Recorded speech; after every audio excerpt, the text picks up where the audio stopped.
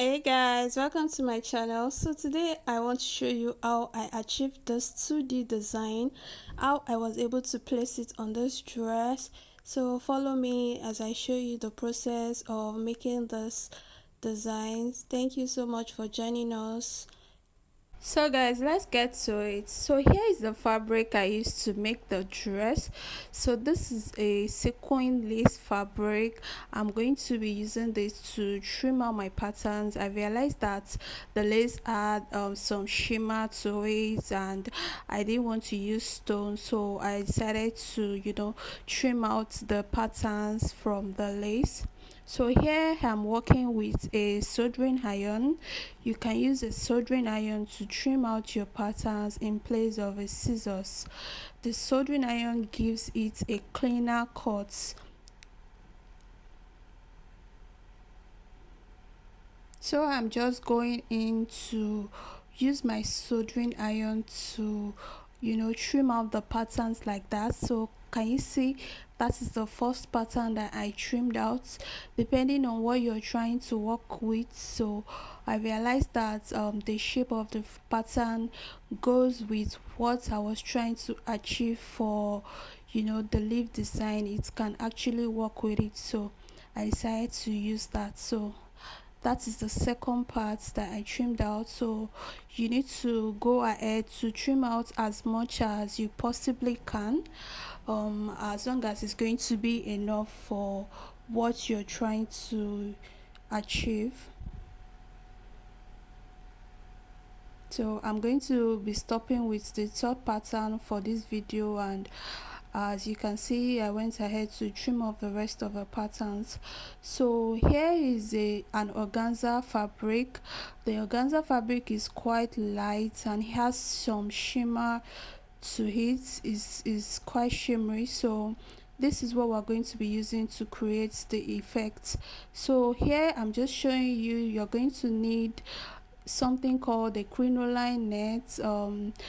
You can see that's what I placed in the middle of the organza. I'm just showing you how you're going to be placing it. You're going to be needing to place the crinoline net in between the organza. So here the first thing I did here was to start placing my hemming gum. So this is called hemming gum. It comes in different sizes. So what this hemming gum does is it sticks your fabric together. It's used for different things. So that is what the hemming gum looks like. This is the one I used for this tutorial. It comes in the bigger size than this one. So here I'm just cutting them out and placing it in between the organza. So if you can see the organza, I folded it into two, but I'm placing the hemming gum on just one side. So once I was done placing the hemming gum on one side, I went ahead with the crinoline net. So can you see the crinoline net has like a hard rubber like texture to it? So you just place it in between your organza like that. You place it on top of the hemming gum, then you place the other organza on it. So what this does is you're going to go ahead with your steam iron. So before I went in to press, I made sure I sprayed some water on it. Then I went in with my steam iron to press. So you need to iron it so the hemming gum, the hemming gum disappears. Sorry, I was trying to find the right word. So the hemming gum disappears, so you need to iron it very well. So once you're done ironing, you need to take your time with this. So remember, we are using a crinoline net for this tutorial. If you were not using a crinoline net, one layer of the hemming gum will be fine, but since we're using a crinoline net, so you're going to be placing another layer of hemming gum. So the first layer of hemming gum actually gums on the crinoline net and the first layer of organza, as you can see that I'm showing you in the video. So now I'm going to be placing the next layer of hemming gum with the gumming side facing up. then that layer is going to be gumming the other layer of the organza. I hope I'm not confusing you. Just please follow the video and I'm sure you get it. So basically you just need 2 layers of hemming gum.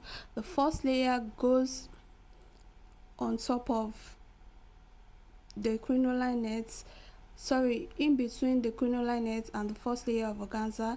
Then the second layer goes on top of the crinoline net in between the second layer of organza.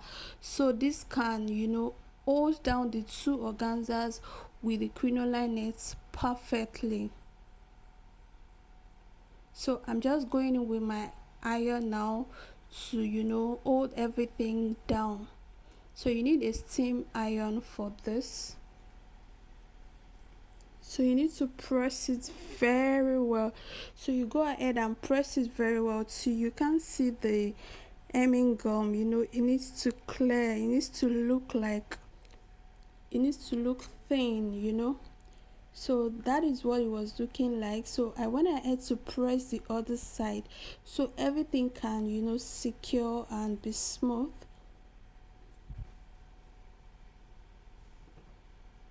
So what this crinoline net does is it gives you that 3D effects without having to use the copper wire. So once I was done ironing, I made sure that I trimmed off the excesses where I didn't have the crinoline net and the hemming gum. So that was what I had when I was done trimming off. And here are my leaf patterns that I used. So I used 2 different sizes for this tutorial.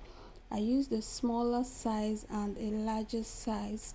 So I'm just going to go ahead to place them on my pattern like that, and I'm going to be cutting out several pieces of this.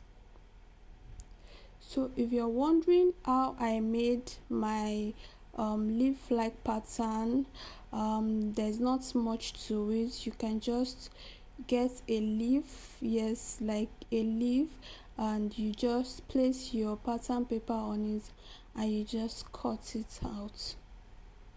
So if you have like a bigger leaf and you want to create a smaller pattern, you can just remove like 0.5 inch from all sides and you get a smaller pattern. So I realized that using the leaf gives the pattern a perfect leaf-like shape. So here I'm just going to go ahead to cut the other patterns as well.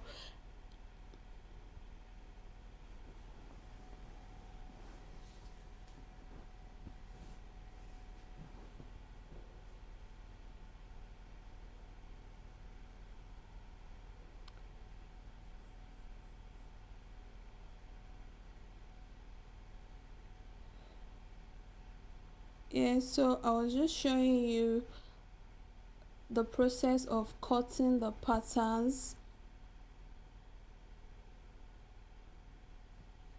So when I was done cutting the patterns, I'm going to be going ahead to show you what next to do. So here are the patterns that I have cut out. So this is all the patterns, the small ones and the bigger ones. So you're going to go ahead to use your lighter to burn the edges of that pattern. You don't want it pricking you, so you need to burn the edges. So here I was done burning the edges. So now I'm going to be placing my already cut out trims. I'm going to be placing it on the pattern. So one thing I did was you're going to check first. So when you're placing your trimmings, you're going to place it on the leaf pattern and you're going to check if it fits. So if it doesn't fit, you cut out the excess, then you go ahead to place your hemming gum. Sorry, did I say hemming gum? You go ahead to place your candle gum. So after you place your candle gum, you place the trims on it immediately so it doesn't dry up. So this is very important. You need to, check it first before you go ahead with your gum, because if you don't check it and you just going with your gum and you start looking for the right fit for the trimming, the gum might dry up in the process of doing that. So you need to check the pattern first, then you go in with your gum, then you place it on it.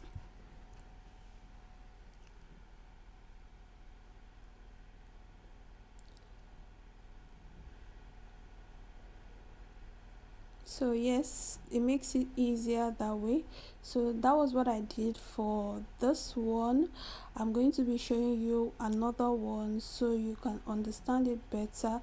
So here is the first one, and I'm also going to show you how you can place them on your fabric. So I went ahead to do another one off camera, and I'm going to be doing a third one now just to be more clear about it. So here is the third pattern I'm working with. So can you see I placed my trimmings on it first, then when it was too much I cut out the excess, then I placed my gum, which is the hot candle gum. So this works with electricity. You need to plug it in, then it's going to get hot before you start using it. So here I'm just going ahead to place the first layer of trims, then I'm going to go in with the second layer. So if you want to design this more, you can go in with your stones, maybe like in the middle parts or so, but I realized that I was okay with this design, and besides the client didn't want something too extra. So here is what I went ahead to do for her. So here I'm just going in with my candle gum for the next line, then I'm going to be placing the trimmings on that part.